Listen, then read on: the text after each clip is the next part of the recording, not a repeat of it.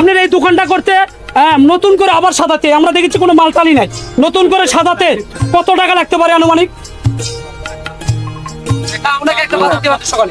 সকালে তো আপনি চা করেছেন তারপর আমার 4-5 হাজার টাকা হলে মোটামুটি মোটামুটি ভালো হয়, 4-5 হাজার টাকা, তাই না?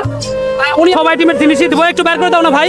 কই লোক, এই, এটা চাল, এটা হলো আতপ চাল, এটাও চাল, এটা হলো সিমাই, এটা হলো তেল, এটা হলো আরেকটা সিমাই, এটা হলো তেল, গায়ে দেওয়া তেল, এটা হলো সাবান, এটা হলো কালি, এটা মসুর কালি, এটা হলো হুইল, আর এটা হলো চিনি, আর এটা হলো আটা।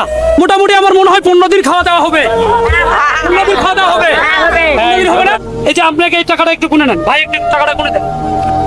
এটা পুরাটাই সুবর্ণা মৎস্য হাজারি পক্ষ থাকে।